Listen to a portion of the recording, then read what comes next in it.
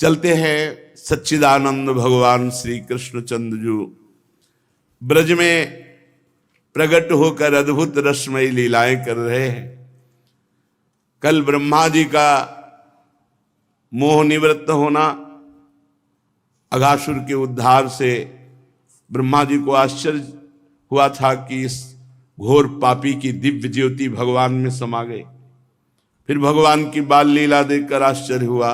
बछड़े ग्वाल बालों का अपहरण किया। 1 वर्ष तक भगवान बछड़े ग्वाल बाल बने रहे। फिर ब्रह्मा जी स्तुति आदि करके नमस्कार करके चले गए। प्रिया प्रीतम का कल मिलन भी हुआ। रोज संकेत वट में मिलेंगे। अब श्री कृष्णचंद्र जी की अवस्था 6 वर्ष की है। अब वो बछड़े चराने नहीं, अब गाय बछड़े सब एक साथ चराने की अनुमति मिल गई। अपने सखा ग्वाल बालों के साथ गौएं चराते हुए वृंदावन में जाते और अपने श्री चरण चिन्हों से वृंदावन की रज को पावन करते। कोई भी कण वृंदावन ब्रज का ऐसा नहीं जिसमें हमारे भगवान और प्रिया जी के चरण चिन्ह न हो। ये वन गौओं के लिए हरी हरी घास से युक्त एवं रंग बिरंगे पुष्पों की खान हो रहा था। अभी 25-26 वर्ष पहले की बात बता रहे हैं। इधर आप देखोगे केवल लताएं ही लताएं थी। जहां बट वृक्ष है ना, यहां से लेकर के और सीधे आप चले जाओ केसी घाट तक, तो वृक्षावली, लताएं, पुष्प, बस और कुछ नहीं। इतना निर्माण नहीं हुआ था। अब तो लताओं का अंतर ध्यान होना, बड़ी बड़ी है पीपल की लता, बड़ी बड़ी लता है। बड़ी दर्दनाक स्थिति है। 50-50 मोर के झुंड हमारे हितधाम में से दाना फेंक दो, ऐसे नाच रहे। सैकड़ों हजारों कबूतर तोते ऐसे बैठे हुए। अब लताएं गई तो फिर मोर कहां शयन करेंगे। अब इधर कुछ आवाजें आती हैं मयूर की, बकाया। कितना सुंदर वृंदावन पुष्पों की खान हो रहा है। आगे आगे गौएं, उनके पीछे पीछे बांसुरी बजाते हुए श्याम सुंदर। तन्माधवो वेणु मुदीरयन् व्रतो गोपैर्गृणद्भिः स्वयसो बलान्वितः पशून् पुरस्कृत्य पशव्यमाविशद् विहर्तु कामः कुसुमाकरं वनम्। फूले हुई लताएं, कितना सुंदर है। भावना करो, जिस मार्ग से जा रहे हैं आसपास फूली हुई लताएं, गुच्छे के गुच्छे रंग बिरंगे फूल, उनमें मकरंद का पान करके भौरे गुंजार कर रहे हैं। शास्त्रों सुंदर श्वेत रंग की गायें और पीछे भगवान बांसुरी बजाते हुए श्याम सुंदर। फिर बलराम जी और उनके पीछे यश गान करते हुए ग्वाल बाल। इस प्रकार वृंदावन में प्रवेश करते। वृंदावन में कहीं भौरे गुंजार कर रहे हैं, कहीं झुंड के झुंड हरिण चौकड़ी भर रहे हैं, कहीं मयूर नृत्य कर रहे हैं, सुंदर सुंदर पक्षी चहक रहे हैं, कहीं बड़े सुंदर झरने झर रहे हैं। जैसे महात्माओं का हृदय स्वच्छ होता है, ऐसे यहाँ के कुंड और सरोवर परम निर्मल हैं। उनमें खिले हुए कमलों के सौरभ से सुवासित होकर शीतल मंद सुगंध वायु श्री वृंदावन की सेवा कर रही है। बड़ा ही मनोहर वन देखकर भगवान ने मन ही मन विहार करने का संकल्प किया। पुरुषोत्तम भगवान श्री कृष्णचंद्र जी ने देखा बड़े बड़े वृक्ष फल और फूलों के भार से झुककर भूमि को स्पर्श कर रहे हैं, मानो प्रणाम कर रहे हो। नूतन नूतन कोपलों की लालिमा से ऐसा लग रहा है मानो प्रभु के चरण स्पर्श कर रहे हो अपने कर कमल से। बड़े आनंद से मुस्कुराते हुए अपने बड़े भाई बलराम जी से कहा, हे देव शिरोमणि, देखो ये तो बड़े बड़े देवता आपके चरण कमलों की पूजा करते हैं, परंतु ये वृंदावन के वृक्ष अपनी डाली रूपी हाथ से पुष्प लेकर के आपके चरण कमलों में झुककर मानो पुष्पांजलि अर्पित कर रहे हैं, नमस्कार कर रहे हैं। क्यों न हो, इसी सौभाग्य के लिए तो ये वृंदावन के वृक्ष बने हैं आकर। हे आदि पुरुष, आप इस वृंदावन में अपने ऐश्वर्य रूप को छिपाकर बालकों की सी लीला कर रहे हैं, फिर भी आपके श्रेष्ठ भक्त मुनिगण अपने इष्ट देव को पहचान कर, देखो ये भौरों के रूप में बड़े बड़े मुनि आपके भुवन पावन यश का निरंतर गुणगान कर रहे हैं। वास्तव में आप ही स्तुति करने योग्य है। प्रभु, जैसे सदगृहस्थ अपने घर में आए हुए संत को देख करके आह्लादित हो जाता है, ऐसे देखो ये आपको आया देखकर यहां के मोर कैसे नाच उठे। हरिणियां मृगनयनी गोपियों के समान अपनी प्रेम भरी तिरछी चितवन से आपके प्रति प्रेम प्रकट कर रहे, आपको प्रसन्न कर रहे। ये कोयले मधुर मधुर कुहू कुहू ध्वनि करके आपका स्वागत कर रहे हैं। प्रभु, ये सब वनवासी होने पर भी धन्य है, क्योंकि संत पुरुषों का स्वभाव ही ऐसा होता है कि आए हुए अतिथि को अपनी प्रिय से प्रिय वस्तु भेंट करके उन्हें प्रसन्न करते हैं। प्रभु, ये वृंदावन की भूमि धन्य हो गई, क्योंकि आपके चरण स्पर्श प्राप्त हुए। ये हरी हरी घास धन्य है, क्योंकि आपके चरणों को सुख पहुंचा रही। वृंदावन की वृक्ष लताएं झाड़ियां, ये सब आपके शरीर का वायु स्पर्श प्राप्त करके, करकमल का स्पर्श प्राप्त करके अहो भाग्य है। ये आपकी दया भरी चितवन, यहां की नदी पर्वत पशु पक्षी सबको कृतार्थ कर रही है। प्रभु, ये ब्रजगोपी आपके वक्षा स्थल का स्पर्श प्राप्त करके, जिसके लिए स्वयं लक्ष्मी जी भी लालायित रहते हैं, धन्य धन्य हो रही है। परीक्षित, इस प्रकार परम सुंदर वृंदावन को देखकर भगवान श्री कृष्ण बहुत ही आनंदित हुए। अपने सखा ग्वाल बालों के साथ गोवर्धन की तराई में गौएं चराते हुए अनेक प्रकार की बाल लीलाएं करते। एक तरफ ग्वाल बाल बैठ करके भगवान श्री कृष्ण की चर्चा करते, दूसरी ओर बलराम जी के साथ बनमाला पहने हुए भगवान भौरों के स्वर में स्वर मिलाकर गुंजार करते हुए खेलते। कभी कभी श्री कृष्ण कूजते हुए राजहंसों के तरह स्वयं कूजने लगते, कभी नाचते हुए मोरों के साथ ऐसे नाचते कि मयूरों को उपहासास्पद बना देते, कभी मेघ के समान गंभीर गर्जना करते, कभी बड़े प्रेम से नाम लेकर जिस गाय को पुकारते वही हुंकार करती हुई आ जाती। कभी चकोर, क्रौंच, चकवा, भरदूल, मोर आदि पक्षियों की आवाज, कभी बाघ सिंह आदि की गर्जना, कभी बाघ सिंह आदि से भयभीत होने वाली लीला। जब बलराम जी खेलते खेलते थक कर किसी ग्वाल बाल की गोद में सिर रख कर लेट जाते, तो भगवान श्री कृष्ण धीरे धीरे चरण दबाने लगते, पंखा झलते, बलराम जी की सेवा करते। कभी नृत्यतो गायतः क्वापि वल्गतो युध्यतो मिथः गृहीत हस्तौ गोपालान् हसंतौ प्रशंसतु। कभी एक दूसरे के सामने ताल ठोक कर कुश्ती लड़ने लगते, कभी एक दूसरे से होड़ बांधकर नृत्य करते, और कृष्ण और बलराम ऐसे गले में हाथ डालकर देख देख के वाह वाह वाह वाह ऐसा कहते। जब कुश्ती लड़ते लड़ते थक जाते, तो वृक्ष के नीचे कोमल पल्लवों की शैया पर ग्वाल बाल की गोद में सिर रखकर श्री कृष्ण बलराम लेट जाते, और मूर्तिमान पुण्यात्मा ग्वाल बाल भगवान श्री कृष्ण के चरण चापने लगते, अंगोछियों से हवा करते।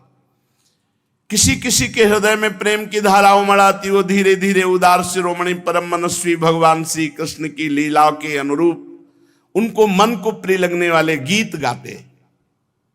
अपनी योग माया से ईश्वर को छिपाए हुए अनंत ब्रह्मांडों का स्वामी ग्वाल बालों के बीच में ऐसे सुख बरसा रहा है। ऐसी लीला करते मानो ठीक कोई मनुष्य बालक ग्वाल बाल ही हो। स्वयं भगवती लक्ष्मी जिनके चरण सेवा में संलग्न रहती है, इन ग्रामीण बालकों को उन्हीं चरणों के चापने का सौभाग्य मिलता है और भगवान उनके साथ साधारण बालक की तरह खेल खेलते, पर कभी कभी उनकी ऐश्वर्यमयी भागवतिक लीलाएं प्रकट हो जाती। बलराम जी और श्री कृष्ण के सखाओं में एक प्रधान सखा थे श्री दामा। एक दिन उन्होंने सुबल और स्तोक कृष्ण आदि ग्वाल बालों से श्याम और राम से बड़े प्रेम से कहा कि हम लोगों को सर्वदा सुख पहुंचाने में तत्पर रहने वाले महाबली बलराम जी, आपके बाहुबल की तो कोई था नहीं, और हमारे मनमोहन श्री कृष्ण दुष्टों को नष्ट कर डालना तो स्वभाव है। यहां थोड़ी दूर पर एक बड़ा भारी वन है, उसमें पात के पात ताड़ के वृक्ष भरे पड़े हैं और बहुत ताड़ के फल पक पक कर गिरते हैं, पर वहां धेनुकासुर नाम का एक दुष्ट दैत्य रहता है। उसने किसी को भी फल, अगर कोई फल लेने गया तो उसे मार देता है। भैया बलराम जी, भैया श्री कृष्ण, वो दैत्य गधे के रूप में रहता, स्वयं बड़ा बलवान और बहुत से गधे उसके साथी हैं जो दैत्य हैं, गधे के रूप में रहते। शत्रुघाती भैया उस दैत्य ने अब तक न जाने कितने मनुष्यों को मार डाला। यही कारण है इस वन में कोई भी पशु पक्षी मनुष्य कोई भी नहीं जाता, और बड़े सुंदर सुंदर सुगंधित फल है ताड़ के। देखो ना, सुगंध आ रही, खाने का मन होता है, चारों ओर मंद मंद सुगंध फैल रही। तनिक ध्यान दो भैया, तुम्हारे मुख में पानी आ जाएगा, रस आ जाएगा। श्री कृष्ण, हमारा तो मन मचल पड़ा है फल पाने के लिए। दाऊ दादा, बड़ी उत्कट अभिलाषा की फल पाए, पर वो गधे का रूप रख करके बलवान दैत्य मार देगा अगर हम जाएंगे तो। ग्वाल बालों की बात सुनकर भगवान श्री कृष्ण और बलराम एक दूसरे पे दृष्टि मिलाई और कहा, अच्छा भैया, और ताल वन की ओर चल पड़े। बलराम जी ने अपनी मजबूत बाहुओं से ताड़ का एक पेड़ पकड़ा और मतवाले हाथी की तरह जेब हिलाया तो ढेर सारे फल नीचे गिरे। जब गधे के रूप में रहने वाले दैत्य ने फलों के गिरने का शब्द सुना तो मानो पृथ्वी को कंपायमान कर रहा ऐसे दौड़ा। बलवान था, बहुतों को मार चुका था। बलराम जी के सामने आया, दुलत्ती छाती पे मारी, बहुत रेखता हुआ। क्रोध में भरकर रेखता हुआ दूसरी बार बलराम जी के पास आया, पीठ करके फिर दुलत्ती चलाई। बलराम जी जब पूरे अनंत ब्रह्मांडों को सरसों के दाने की तरह फड़ में रखे तो इसकी दुलत्ती क्या करेगी। एक हाथ से दोनों पैर पकड़े और घुमा करके ताड़ के वृक्ष में मारा। धेनुकासुर पधार गया और बड़े ताड़ के वृक्ष हिलकर खूब फल गिरे। तड़तड़ा कर एक दूसरे वृक्षों को हिलाते हुए ऐसे बहुत से वृक्ष गिर पड़े। बलराम जी के लिए तो एक खेल था, परंतु उनके द्वारा फेंके हुए गधे के शरीर धेनुकासुर से चोट खा खा कर वहां सब पूरा वन, जितने पके फल रखे सब नीचे आ गए। भगवान बलराम जी अनंत भगवान शेष है। सारा संसार ठीक वैसे ही उत्प्रोत है जैसे सूतों में वस्त्र, तब भला उनके लिए कौन से आश्चर्य की बात थी। जब धेनुकासुर मारा गया तो उसके जो और दैत्य धेनुक के रूप में रहते थे सब आग बबूला हो गए और बलराम जी श्री कृष्ण के ऊपर टूट पड़े। जो आया पीछे के पैर पकड़ पकड़ के सबको ताल वृक्षों पर दे मारा। उस समय वो भूमि ताड़ के फलों से पट गई, टूटे हुए वृक्ष और दैत्यों के प्राणहीन शरीर। बलराम जी और श्री कृष्ण की मंगलमयी लीला देखकर देवतागण फूल बरसाने लगे, बाजे बजाने लगे।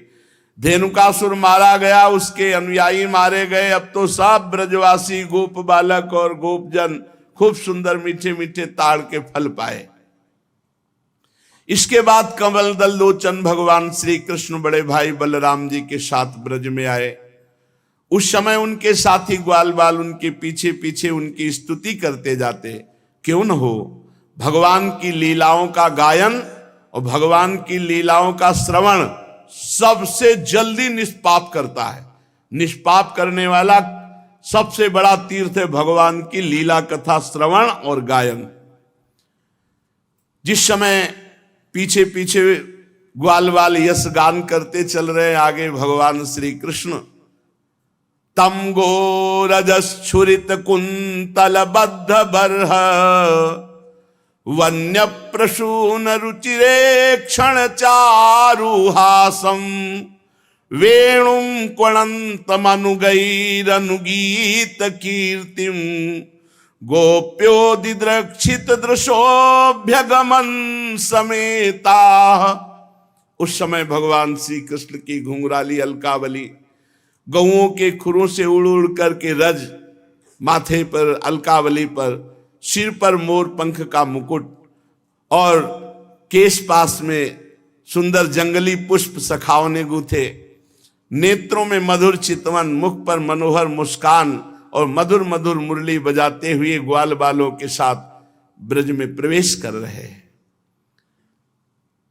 गोपियां भाग करके मार्ग में खड़ी हो जाती, दिन भर इंतजार करती, शाम के जब देखती कि नेत्रों को जीवन दान देने वाले श्री कृष्ण आ रहे हैं। गोपियों ने अपने नेत्र रूपी भ्रमरों से भगवान के मुखारविंद का मकरंद रस पान करके दिन भर के विरह की जलन शांत की। भगवान ने भी उनकी तरफ प्रेम भरी चितवन से उनको सुख प्रदान किया।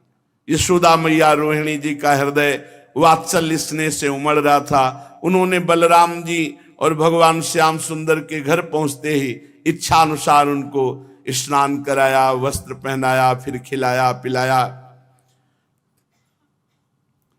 दोनों भाइयों ने माताओं का परोसा हुआ स्वादिष्ट अन्न भोजन किया। इसके बाद बड़े लाड़ प्यार से दुलार करके यशोदा और रोहिणी जी ने उन्हें सुंदर सैया पर सुलाया। भगवान श्री कृष्ण इस प्रकार वृंदावन में अनेकों लीलाएं करते। एक दिन अपने सखा ग्वाल बालों के साथ यमुना तट पर गए। उस दिन बलराम जी साथ नहीं गए थे। जब कोई विशेष लीला करनी होती थी तो बलराम जी को किसी न किसी बहाने से भगवान रोक देते थे। और दूसरी बात, ये भैया जी हैं, कद्रू के बड़े पुत्र हैं अनंत शेष भगवान, और उनके पुत्रों में है ये कालिया नाग भी। तो उस दिन बलराम जी को साथ नहीं लाए। जेठ महीना, गर्मी बहुत, अब अत्यंत प्यासे हो गए सब बछड़े गौएं सखा, और किसी को ध्यान नहीं रहा। काली दह में सबने पानी पिया, बछड़ों ने, सखाओं ने, गौएं गोपों ने, पीते ही सब मर गए। इतना जहरीला सांप था कि वो कुंड का कुंड पूरा यमुना जी का जहरीला था। यही अपने घर की बात है, काली दह। भगवान ने देखा कि ये तो बहुत गलत हो गया, हमारे सब परिकर तो पधार गए। कितनी बार पधार गए। हाँ, देखो अगासुर में, बकासुर में भगवान श्री कृष्ण चंद्रजू ने अपनी अमृत बरसाने वाली दृष्टि से तत्काल जीवित कर दिया। किसी को ऐसा अनुभव ही नहीं हुआ कि हम मर गए थे। सबको चेतना आई, आश्चर्यचकित होकर एक दूसरे को देख रहे हैं, पर ऐसा नहीं पता कि श्री कृष्ण चंद्रजू की अमृत दृष्टि से हम जीवित हुए हैं। हम लोग तो विषैला जल पी जाने के कारण मर चुके थे। भगवान श्री कृष्ण चंद्रजू ने हमें जिला। भगवान की ऐसी लीला है, वो जनाना ना चाहे तो कोई जान नहीं सकता है। भगवान ने देखा कि ये महाविषधर कालिया यमुना जी के हमारे लीला स्थली को ये तो बहुत अशुद्ध कर दिया है, अब ना कोई आचमन कर सकता है। इतना जहरीला जल था कि ऊपर से कोई पक्षी उड़े तो उसकी भाप से मरकर उसी में गिर पड़े। ब्रह्मन भगवान श्री कृष्ण ने यमुना जी के अगाध जल में किस प्रकार सर्प का दमन किया, और कालिया नाग जलचर जीव तो था नहीं, ऐसी दशा में अनेक युगों तक यहां वृंदावन में काली दह में क्यों रहा। ब्रह्म स्वरूप महात्मन भगवान अनंत हैं, वे अपनी लीला प्रकट करके स्वच्छंद विहार करते हैं। गोपाल रूप से उन्होंने जो उदार लीला की वो अमृत स्वरूप है, उसका श्रवण करके बहुत सुख मिलता है। आप कृपा करके ये रहस्य वर्णन करें, यहां वृंदावन में क्यों रह रहा था ये कालिया? और कालिया कोई सांप, कोई जलचर जीव तो है नहीं, बराबर जल में ही क्यों रह रहा था? तो श्री सुखदेव जी ने कहा, परीक्षित, यमुना जी में ये विशाल कुंड है। इस विशाल कुंड में कालिया ने अपना निवास स्थान बनाया। इतना विषधारी था कि काली दह का पूरा जल ऐसे उबाल मारता था, खौलता रहता था। यहां तक कि उसके ऊपर उड़ने वाले आकाश में जो पक्षी हैं वो भी झुलस कर गिर के मर जाया करते थे। और उसके विषैले जल की नन्ही नन्ही बूंदें जब वायु ले जाती तो वृक्ष भस्म हो जाते आसपास के। ऐसा जहरीला सांप, एक छोटी बूंद भी जहां पड़ जाए वहां आग लग जाए, ऐसा जहरीला। पशु पक्षी लता वृक्ष सब नष्ट हो रहे थे आसपास के। भगवान ने कहा, मेरी लीला विहार स्थली, इस दुष्ट का तो दमन करना ही पड़ेगा। जब उन्होंने देखा कि सांप का विष का वेग बड़ा प्रचंड भयंकर है, विष ही इसका महान बल है, और मेरी विहार स्थली यमुना जी दूषित हो गई है, तो भगवान श्री कृष्ण ने खेल रचा। आओ भाई सब कंदुक लीला खेलते हैं। और श्री दामा का कंदुक था, गेंद था, भगवान ने लिया, सीधे घुमा के मारा, काली दह में गिरा। एक कन्हैया हमारा गेंद, जैसे बच्चे, अब तो हमें गेंद चाहिए, तुझे गेंद चाहिए ना, मैं अभी ला के देता हूं, चुप रहे। और भगवान ने फेंका इसीलिए था कोई बहाना मिले, और कमर में पीतांबर बांधी और संकल्प बनाया, एक कालिया अब भागना पड़ेगा तुझे, और ताल ठोकी और कूद गए जल पे। भयंकर विष, विष जल क्या विष एकदम। और भगवान के कूदने से जल और हिलोने मांगने लगा। 400 हाथ तक जल छिटका, जब अचिंत महाशक्ति भगवान ताल ठोक करके कूदे, और मतवाले गजरात की तरह डूबते हुए मथते जाते थे जल को। भगवान की भुजाओं की टक्कर से बहुत जल में शब्द हो रहा था, सो रहा था कालिया काली दह में। आंख से सुनने वाले काली नाग ने वो आवाज सुनी, कौन आ गया इतना बलवान की जीवित मेरे दह में घुसाया। सहन नहीं हुआ, वो चिढ़ करके सामने देखा, एक नीलमणि श्याम सुंदर सलोना बालक, वर्षाकालीन मेघ के समान अत्यंत सुकुमार, इतना सुंदर कि थोड़ी देर तो कालिया पहले दर्शने करता रहा। वक्षास्थल पर सुनहरी रेखा, पीतांबर धारण किए हुए, मंद मंद मुस्कुराकर भुजाओं से जल को ऐसे मार रहे। कालिया ऊपर से लेके चरण तक दर्शन किया। चरण मानो कमल की पराग की गादी हो नीचे के, इतना आकर्षक रूप की काफी देर तो वो रूप ही दर्शन करता रहा। फिर देखा ये मुझसे तनिक भी भयभीत नहीं हो रहा, मौज से मेरे विषैले जल में खेल रहा। तब उसको क्रोध आ गया और उसने सांप का बल पहले वो बंधन में बांधता है, भगवान को बंधन में बांधा और डसा मर्म स्थानों में। उसके सैकड़ों फण थे। भगवान श्री कृष्ण को नागपाश में बांध करके और अपने फण से डसा। अब तो ग्वाल बाल सब मूर्छित हो रहे हैं, क्योंकि इन ब्रजवासियों ने शरीर, सुहृद, धन संपत्ति, स्त्री पुत्र, भोग, कामनाएं, ये सब त्याग कर भगवान श्री कृष्ण को ही अपना मानते हैं। इसलिए ब्रजवासी सर्वश्रेष्ठ है। गाय बैल बछिया बछड़े सब दुख से डकराने लगे। श्री कृष्ण की ओर टकटकी बांधे हुए सब देख रहे हैं, सबका प्राण व्याकुल। इधर ब्रज में बड़े उत्पात शुरू हो गए। अब शकुन देखकर नंद बाबा ने कहा कि बलराम तुम आज यहाँ क्यों हो? श्री कृष्ण के जरूर कोई घटना घट गई, जरूर घटना घट गई। बड़े भय से व्याकुल हो गए। भगवान के प्रभाव को तो जानते नहीं, वात्सल्य भाव है। बस ये अपशकुन देखकर लगा कि आज तो किसी दैत्य ने श्री कृष्ण का जरूर अहित कर दिया। भय से व्याकुल हो गए, क्योंकि इन सबके प्राण मन सर्वस्व श्री कृष्ण ही थे। भागे ब्रजवासी, नंद बाबा, उपनंद, समस्त ब्रज गोपियां, बूढ़े बच्चे जवान सब। इतने में भागते हुए एक सखा ने आके बताया, गजब हो गया, कन्हैया काली दह में कूद गया और सांप ने जकड़ लिया। अब तो बलराम जी व्याकुल नहीं है, क्योंकि जानते हैं कि हमारे ऊपर शयन करने वाले सांप से तो उनको कोई भय है नहीं, और उनको विष से क्या भय है।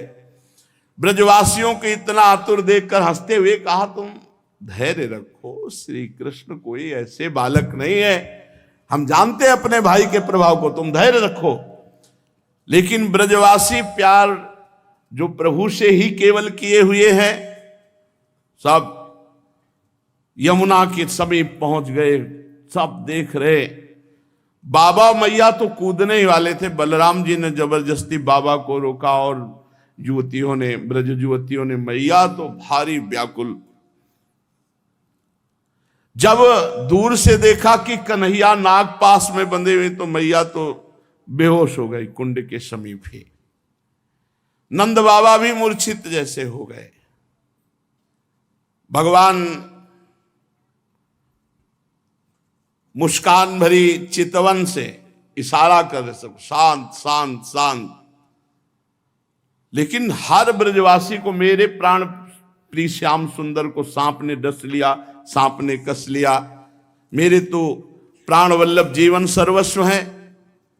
जब यशोदा मैया को होश आता है, कूदने के लिए दौड़ती, फिर ब्रज युवतियां गोपियां पकड़ लेती है, अश्रुधारा, शरीर चेतनाहीन। फिर ब्रज गोपियां कहती हैं कि सुनो, छठवें दिन पूतना को मारा था, आप बल तो याद करो, आपके लाला का कोई ऐसा बल नहीं कि सांप मार डालेगा। पर अधिकांश तो धीरज बंधाने वाले नहीं थे, सब मूर्छित पड़े हुए थे। नंद बाबा के तो प्राण श्री कृष्ण थे, जब देखा सांप ने पकड़ रखा है, बहुत विकल। बलराम जी ने बाबा आप समझो, ये हमारे श्री कृष्ण कोई, पर कौन समझने वाला। तो बलराम जी ने अपनी भागवती शक्ति का प्रयोग किया, सबको जड़ता भाव, कोई कदम आगे नहीं बढ़ा सकता, नहीं तो इतने प्रेम में कोई समझा नहीं, सब काली देह में डूब जाते। अपने भागवतिक बल से सबको जड़ता भाव प्रदान कर दिया, सब एक कदम नहीं चल सकते। अब भगवान ने देखा कि हमारे ब्रजवासी जन तो बहुत दुखी हो रहे हैं, और सांप जो है बहुत प्रफुल्लित है कि हमने बांध लिया और काट लिया। भगवान ने अपने शरीर को मोटा किया, जे हुई उसकी नसें टूटने लगी, छोड़ के अलग खड़ा हो गया। फिर आग बबूला होकर के कालिया नाग ने फुफकार मारते हुए भगवान के ऊपर चोट की, नथुनों से विष की फुहारें निकल रही, यानी कि काटे तो जहर। कुछ सांप ऐसे होते हैं, ऐसे करते हैं तो धार जैसी विष की गिरती है। अब भी हैं ऐसे कुछ सर्प हैं, लाल लाल आंखें किए मानो भट्टी तप रही हो, और मुख से लपटें निकल रही थी। काली नाग अपनी दोहरी जीभ लपलपा करके दोनों ओंठों के किनारों को चाटता हुआ, विष उगलता हुआ भगवान के ऊपर प्रहार करता। और जैसे भगवान श्री हरि के वाहन गरुण जी सांपों से खेलते हैं, ऐसे श्री कृष्णचंद्र जो खेल रहे, पैतरा बदलते वो प्रहार करता, अपने को बचाते। और ऐसे पैतरा बदलते कि हर बार उसके फड़ों पे भगवान थाप का प्रहार करते। अब उसका बल क्षीण होता गया। भगवान ने मारी थाप और छलांग लगाई और चढ़ गए फड़ों पर। कालिया का कितना सौभाग्य, जो मुनियों के हृदय में भी ध्यान में नहीं आते, वो सीधे चरणारविंद मस्तक पर। कालिया के मस्तक पर लाल लाल मणियां थी, सर्प मणि। उन मणियों से भगवान के चरणों की और शोभा हो गई। नृत्य गान समस्त कलाओं के आदि प्रवर्तक जगत गुरु भगवान श्री कृष्ण नृत्य करना चाहते हैं। ये देख करके देवता गंधर्व अपने अपने संगीत वाद्य, और भगवान उसके सिर पर नृत्य करने लगे। नृत्य के आचार्य आदि प्रवर्तक है, सब विद्याएं इन्हीं से प्रकट हुई। भगवान के प्यारे भक्त गंधर्व सिद्ध देवता चारण देवांगनाएं जब देखा भगवान नृत्य करना चाहते हैं, तब बड़े प्रेम से मृदंग ढोल नगाड़े दुंदुभियां पुष्पों की वर्षा करते हुए ये सब बज रहे, ताल के साथ भगवान नृत्य कर रहे हैं। उसके फड़ों पर अखिल ब्रह्मांडों का भार लिए हुए भगवान, उसके फड़ों नस नस टूट गई, सारा अभिमान चूर चूर हो गया, मुख से खून उगलने लगा। और जो फण नहीं झुकाता तो ऐसी ठोकर मारते नाचते हुए एड़ी की बस खून उगल देता। प्रचंड दंडधारी भगवान के चरणों की चोट से कालिया नाग की जीवन शक्ति क्षीण हो गई, मुंह से नथुनों से खून उगलने लगा, चक्कर काटकर बेहोश हो गया। तनिक चेत होता, जहां आंख खोलता विष उगलता, भगवान जोर से चरणों की ठोकर मारते उसके फणों पर। नाचते नाचते भगवान ने उसका सब बल और अहंकार रौंद डाला। पुराण पुरुष महाबली भगवान श्री कृष्ण के चरणों पर खून की बूंदें ऐसी पड़ी थी मानो कालिया ने रक्तमय पुष्पों से भगवान के चरणों की पूजा की हो। तच्चित्र तांडव विरुगुण फलात पत्रो रक्तम मुखैरुर्वमन नृप भग्न गात्र स्मृत्वा चराचर गुरुम पुरुषम पुराणम नारायणम तमरणम मनसा जगाम। भगवान तांडव करते हुए फणों को उसके ऊपर छिन्न भिन्न हो गए। अब जब देखा कि बस मरने वाला ही हो, तो उसे याद आई, हे पुराण पुरुष पुरुषोत्तम भगवान नारायण हमारी रक्षा कर। और ये पता नहीं कि वही चढ़े हुए हैं। भगवान श्री कृष्ण के उदर में संपूर्ण विश्व ब्रह्मांड भारी बोझ से कालिया का ये छोटा मोटा बलवान नहीं, गरुण से लड़ पड़ा था, गरुण जी से। और जब गरुण जी का प्रहार पड़ा तो भागकर यहां छुप गया। भगवान की प्रहार से सब अहंकार चूर हो गया, छिन्न भिन्न हो गए फण उसके। खून की उल्टी करती हुई भगवान नारायण का स्मरण किया। उसकी पत्नियां हाथ जोड़कर भगवान की शरण में आई, नाग पत्नियां चोटी खोल करके। यह अत्यंत दैन्य भाव होता है। और बड़ी घबराहट, और पृथ्वी पर लौटकर साष्टांग प्रणाम किया। पृथ्वी पर लौट गई, हाथ जोड़कर प्रणाम किया और भगवान श्री कृष्ण से अपने अपराधी पति को मुक्त कराने के लिए वो स्तुति करने लगी। नाग पत्नियों ने कहा, न्यायो हि दंडः कृत किल विशेषमिस् तवावतारः खल निग्रहाय रिपोः श्रुतानामपि तुल्य दृष्टिर् धत्से दमं फलमेवानुशंसन अनुग्रहोऽयं भवतः कृतो हि नो दंडो असतां ते खलु कल्मषापः यद्दंड सूकत्व ममुष्य देहिनः क्रोधोपि तेनो ग्रहेव सम्मतः। प्रभु, मुझे पता चल गया आप अवतारी पुरुष हैं। उनकी पत्नियां कह रही, क्योंकि मेरे पति को इस दुर्दशा में पहुंचा देना किसी पुरुष की ताकत नहीं। ये परम पुरुष पुरुषोत्तम भगवान आपका अवतार हुआ। मैं अब जान गई, तो आपका अवतार दुष्टों को दंड देने के लिए हुआ है। और ये अपराधी था, प्रभु आपने दंड दे दिया, उचित है। प्रभु आपकी दृष्टि में शत्रु और पुत्र का कोई भेदभाव नहीं, इसलिए आप जो किसी को दंड देते हो वो उसके पापों का प्रायश्चित कराने और उसका परम कल्याण करने के लिए। हम लोगों पर बड़ा अनुग्रह किया जो आपने दंड दिया। यह है भक्ति। यह तो आपका कृपा प्रसाद है, क्योंकि आप जो दुष्टों को दंड देते हैं उससे उनके सारे पाप नष्ट हो जाते हैं। यह अपराधी है, इसमें तो कोई संशय नहीं प्रभु,